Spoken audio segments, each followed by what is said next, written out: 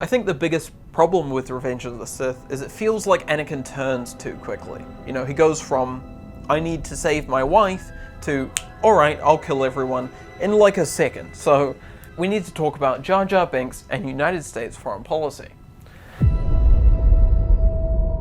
Now, the original trilogy has some very obvious political commentary. I'm not even going to argue that, that's accepted fact.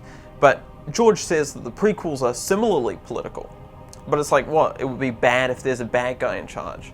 You know, that's not like a cutting take. But where the original trilogy was a pretty simple tale of good versus evil, the prequels have been updated to reflect a murkier climate. I imagine it was incredibly disheartening to make a simplistic morality fable only to have all the fans really fall in love with the bad guys. So ultimately, the goal here is to recontextualize the whole thing, to make the Empire uncool and bring a real tragedy to Darth Vader. And the commentary is about the large-scale societal effects that allow the Republic to become an empire, rather than just, you know, some cool bad guys popped up. It's a society that was headed in this direction. And Anakin gets caught up in the middle of that. Yeah, look, I'm sorry. This video is just gonna be like this, okay? For like the next 7 minutes, it's just going to be tough going. I'm aware that opening with like a long, hard slog that you'll probably disagree with might lose some of you, but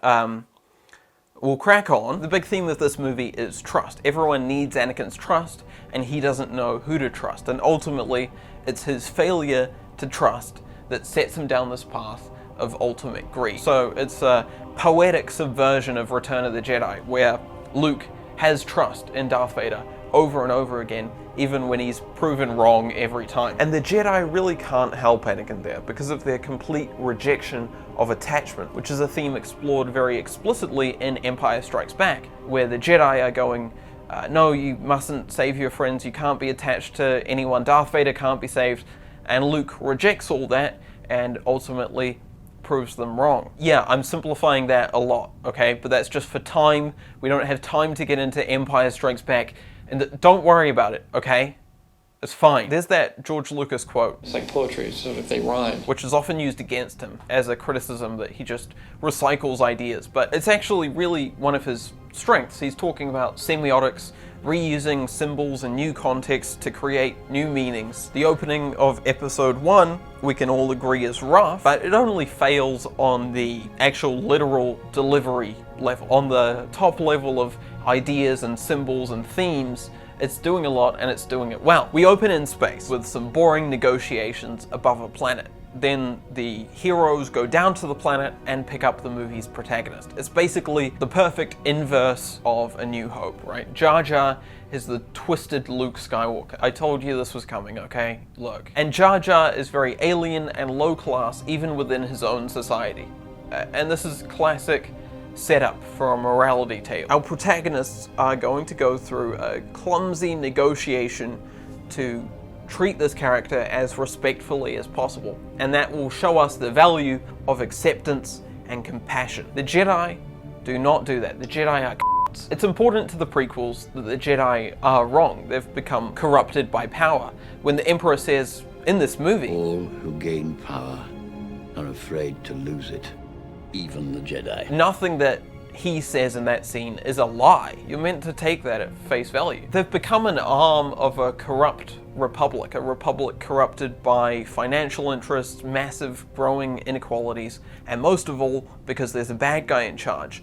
So the Republic refuses to intervene in this blockade, but they send some of their Jedi, and the Jedi can't intervene either, but they come up with a clever little plan. They'll conscript the locals and get them to fight their war for them. But that comes at a cost. By episode 2, the Jedi are distrustful. Where episode 1 was like a mundane day in the life, the shroud of the dark side has fallen. So they start to dig to uncover the threads of this plot, and they discover a secret army and a Sith Lord embedded in the Senate. But then the Separatists reveal themselves, and they go, oh, there's some bad guys, and go to war. Written and shot before 9/11, by the way. Now, as well as being corrupt on this larger social scale, the Republic and the Jedi personally fail Anakin. It's obviously very important to the story that Anakin goes from being a slave kid to being mentored by the ruler of the galaxy, right? He gets lifted up by the elite to be used by them. By the way, the Jedi don't free all the slaves like protagonists would. They free one of the slaves, like Now, just like with Jar Jar, we've got this hyper-exaggerated class disparity, and it strains all of Anakin's relationships. You know, the Jedi obviously find him quite distasteful and just want him for their prophecy. The Emperor, that one explains itself. And Padme, he views Padme as like a god, and she doesn't really know what to do with him. In the scripts even, Padme had more of a romantic interest in Obi-Wan. Of course, that got cut out of all of the movies, but you can see the remnants of that poking through occasionally. And that hurt Attack of the Clones, but it helps Revenge of the Sith to have Anakin playing the jealous husband. Not jealous of someone else, but jealous of losing her, jealous of the concept of death. And he will do anything, including destroying everything she believes in, to stop that from happening. Now, does any of this come across? No, not really, no. All of these elements were meant to coalesce into Anakin's turn, and they're not even on the audience's radar. I mean, as it was originally shot, Anakin would be genuinely convinced by the Emperor's vision of the future, because of all these elements coming together, that partway into the movie, he would choose to side with them over the Jedi. Now, obviously, no one bought it. No one was aware that these elements were even in there to come together. So Anakin's turn was reworked and reworked until it's really just about not wanting to lose Padme. Which works, you know, we still get the larger themes of loss and greed and societal collapse, but it's done as a sort of subtle character study. The plotting is more abstract and tonal. Reworking Anakin's arc to be about not losing Padme means that, you know, his arc now has this ironic Macbeth-like quality, but at the same time a lot of the literal tensions get dropped. For time and pace, we can't explore Padme joining the rebellion, or the war, or the Jedi losing their way, which is a shame. If we had another movie in the middle to explore those things, that would be great. But ultimately, focusing in on Anakin, making this more of an abstract character piece, the net result is a better movie. On its surface, most of the prequel trilogy is very on the nose. So I can see that when you reach the back half of Revenge of the Sith and it suddenly really puts the opera in space opera, it's a difficult thing to buy into. But if you do, I think it's really great. Anakin's little tantrum sucks.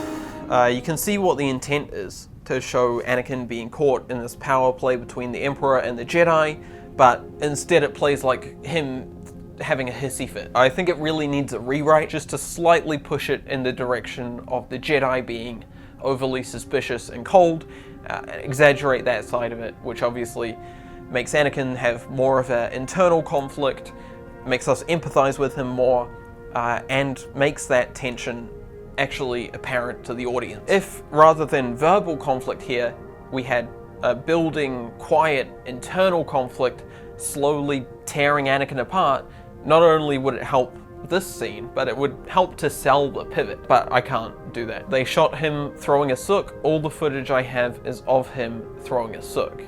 And obviously I can't remove it. So I've tried to lightly push it in the right direction. I'm just going to remove some dialogue and draw out the pauses to add tension. We get this punch in as he's yelling to show us that, wow, he's pissed. So I just made a janky little face replacement to keep us in the wide, and then I've just drawn out this take of Mace with a bit of a background replacement to show us that, wow, he's pissed. A couple times in this movie, you'll see lightsabers cast light onto the actor's face, which can either be done in post with blending modes and recoloring, which pretty much never looks good, or by having an actual light on set. On The Phantom Menace, the technology just wasn't there to have a light rod that would compete with studio lighting.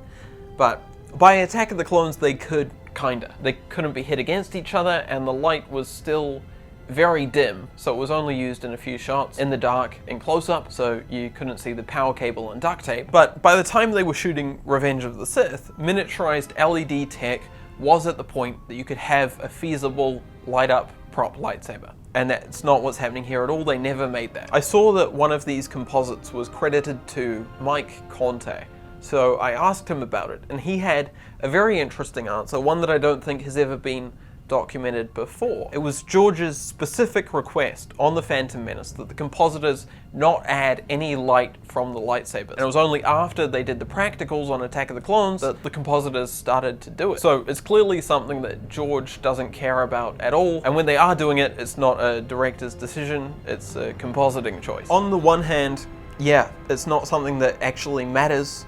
They never cast light in the original trilogy, it's fine without it. But I think when it's there, it works to visually heighten things. And I think it actually raises the emotional stakes. Now, when Anakin finds out that the Emperor is a Sith, he pulls out his lightsaber and points it at his throat. They're exaggerating the length to heighten the stakes. By having the blade so close to his throat, it makes both of them seem more dangerous.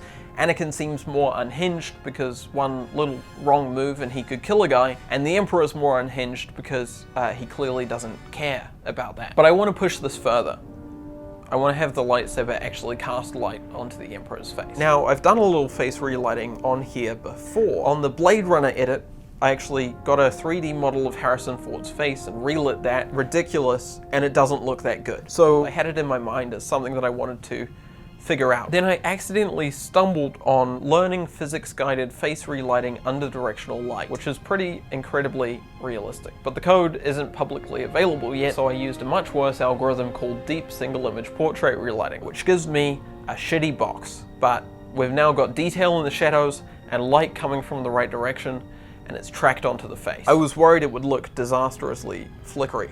This algorithm isn't made for video, but actually it's pretty much perfect. All I need to do is mask it and color it and blend it. It's a subtle effect, and you're probably thinking a ridiculous waste of time, but it helps to sell the proximity, which heightens the stakes, and we get a little bit of motivated uplighting out of it, which is that uncanny monster look, most famously used in holding a light under your chin.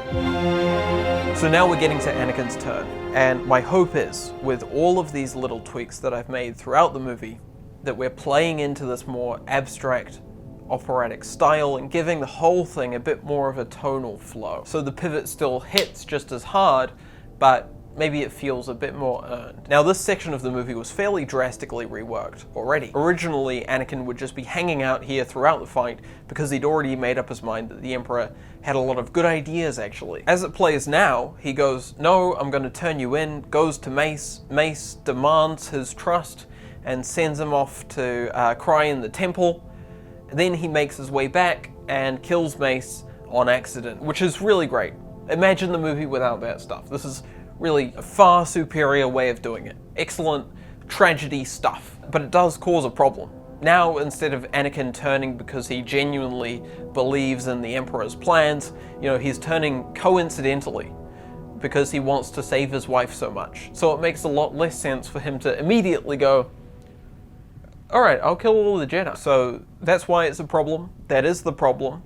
And George Lucas's solution was something that he pretty much came up with on the fly.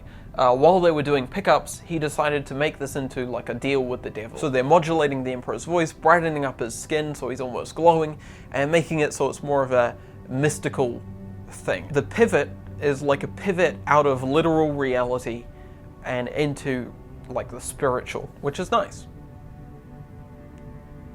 Fuck you. There's just one little piece here that I will change. We see Anakin leave the Jedi Temple before Mace arrives to arrest the Emperor. And I think it's one of those situations that we talked about last time where they're overvaluing the continuity in the pickup shot. So I'm just going to remove that piece, and halfway through the fight, we will cut back to Anakin on his way. It's definitely the tonal choice over the logical choice. Like, we see Anakin leave frame, but we don't get to see him getting in the ship. But I think as an audience, we're pretty used to not seeing every departure and arrival of every character, so I don't think it makes it any harder to follow.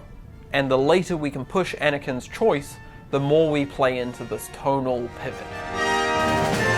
So I really think that's all I can change. Anything more, and you either change the meaning of the movie, or you need to do some reshoots, which would help, actually. But it's working really well on that abstract level. And I can see how it loses people, but I don't think it missteps. I probably am in the camp that thinks the scale of the ending doesn't need to be this ridiculous, but it's not like it's unearned, and we're contrasting the destruction of industry, with the collapse of democracy. Symbolically, there's a lot happening here, and I don't think it needs to be trimmed down. In terms of pacing, it holds up, and every beat has purpose and drive and meaning. But there's this shot of Yoda knocking over some guards, which is probably the most successful bit of slapstick in all of Star Wars, if that's something you're looking for. It involves actual stuntmen taking a fall rather than animated creatures acting wacky, so there may be some correlation there. But there's a pretty big problem. It comes immediately after the start of Obi-Wan and Anakin fighting, which is a pretty emotionally charged moment, the climax of the movie. And we go from that to the broadest joke possible. If it was one scene later, you'd keep it as a bit of a reset of the tension, but as it is, this is the emotional climax of the movie. It ruins the mood. But we can't delay it. We do need to cut there for pace, and it is the start of Yoda's action sequence, so it can't be removed either. So I've just painted out the guards out of every shot they were in.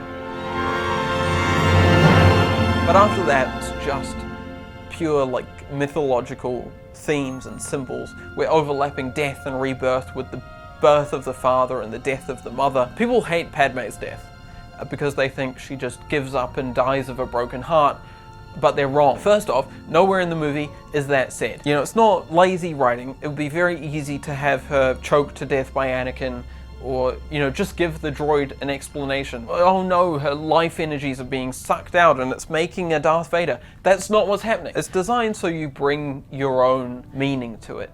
But to help you out, I'd say it's playing into these mythological themes. In order to create life, there has to be suffering on the part of the creator. Every generation is the death of the previous one. So while Anakin holds on and gives in to the creation of Darth Vader, Padme chooses to give her strength to the twins. And it's ultimately her faith and trust in Anakin that echoes in Luke in Return of the Jedi. There is good in him. Pretty nice. And in contrast to the cold detachment of the Jedi, we end on this display of tender masculinity. And that's the hope for the future. I just realized I've worked these themes in as structural payoffs to the stuff I was talking about at the beginning. But if that didn't work for you in Revenge of the Sith, it won't work for you here either. I've done nothing to convince you. Freaking waste of time. And yeah, Darth Vader is pathetic. But if anything, that's the point of the prequels. And anyway, what did you want? Him to prance around killing people with a lightsaber? Oh. Oh dear.